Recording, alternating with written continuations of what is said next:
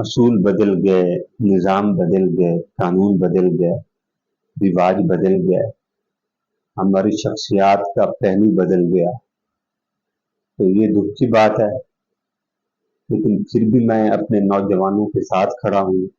اپنی قوم کے ساتھ کھڑا ہوں، اور میں اس عہد کے ساتھ اپنے پیغام پوری قوم کے نوجوانوں کو، چاہے وہ کسی بھی طبقے سے تعلق رکھتے ہیں، وہ مذہبی طبقہ ہو، وہ دینی طبقہ ہو، وہ دنیاوی طبقہ ہو، وہ پڑھے لکھے لوگوں کا طبقہ ہو، وہ ان پڑھ لکھے یا بغیر تعلیم یافتہ لوگوں کا طبقہ ہو، تمام تر لوگوں کو میں یہ کہنا چاہتا ہوں، کوئی بات نہیں، اصول بدل گئے، کوئی بات نہیں، رواج بدل گئے، سماج بدل گئے، کوئی بات نہیں، لیکن ہم وہ قوم ہیں کہ جو لا الہ الا اللہ محمد رسول اللہ پڑھنے کے بعد اپنے سر کو رب العالمین کی بارگاہ میں جھکانا جانتے ہیں، اور کسی کی بارگاہ میں جھکانے کا سوال ہی پیدا نہیں ہوتا۔ ہم تو وہ رہبریت کے سوال کیا کرتے ہیں کہ جب قومیں ایک مسلط اقوام پر اپنا قابض ہونے کی کوشش کرتی تھی، تو ہمارا ایک صلاح الدین ایوبی ان کے لیے کافی ہوا کرتا تھا، محمد بن قاسم ان کے لیے کافی ہوا کرتا تھا، خالد بن ولید ان کے لیے کافی ہوا کرتا تھا، اور پھر سب سے بڑھ کر ہمارے اجل سے اور ہمارے ابد سے جو ہیرو تھے، جن کو صدام حسین کے نام سے دنیا یاد کرتی ہے،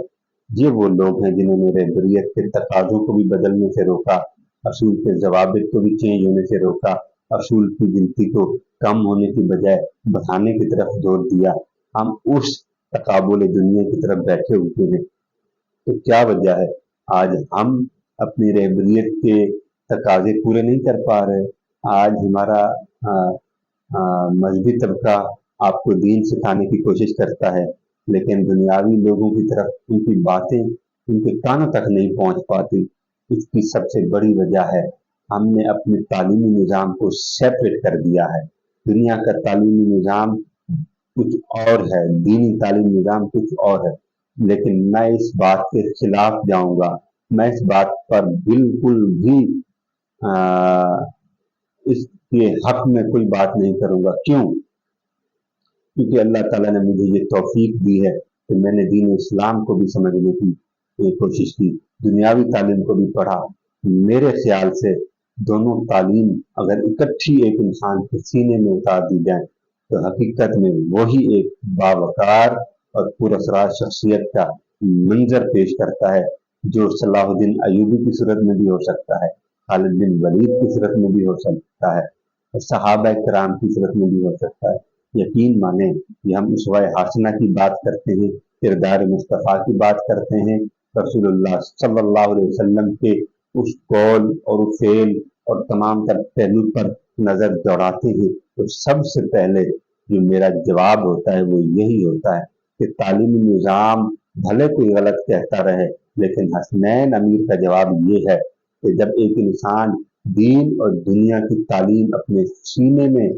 جمع کر لیتا ہے تو پھر وہ سینہ حق اور سچ بولنے پر مجبور ہو جاتا ہے۔ جب ایک انسان دین اور دنیا کی تعلیم کو اپنے سینے اور اپنے دماغ میں منظم طریقے کے ساتھ مضبوط کر لیتا ہے تو پھر وہ امر بالمعروف اور نہی عن المنکر میں فرق کرنے کے قابل ہو جاتا ہے۔ جب ایک انسان دین اور دنیا کی تعلیم کو محض ایک دکھاوا نہیں بلکہ اپنی شخصیات کو بہتر بنانے کے لیے حاصل کر لیتا ہے تو پھر وہ دنیا کا وہ نمائندہ بن جاتا ہے جو اگر پارلیمنٹ کا نمائندہ بنے تو بھی ایمانداری کے ساتھ سر انجام دے گا وہ عہدہ، اگر علاقائی طور پر نمائندہ بنے تو پھر وہ اعلیٰ طریقے سے اور احسن طریقے سے کام سر انجام دے گا، لیکن اگر وہی بندہ جب گھر کا سربراہ بنے گا تو پھر بھی وہ اخلاقی طور پر اپنے کام کو سر انجام دے گا۔ یہی فرق ہوتا ہے ان لوگوں میں اور ہم لوگوں میں، جو لوگ دین اور دنیا کی تعلیم کو سیپریٹ کرنے کی باتیں کرتے ہیں، دراصل ان کے سینے علم کے نور سے خالی ہیں، جو ان دونوں کو جوڑ کر ایک منظم اور پروکار شعبہ سمجھتے ہیں۔ اصل میں وہی لوگ ہیں دین اسلام کو سمجھنے والے، دین اسلام کو پڑھنے والے۔ تعلیم انسان کو شعور دیتی ہے، تعلیم انسان کو مضبوط بناتی ہے۔ جب ایک انسان اپنی اپنی کمر کو جھکا کر اپنے لہجے کو دھیما کر کر بات کرنے لگ جائے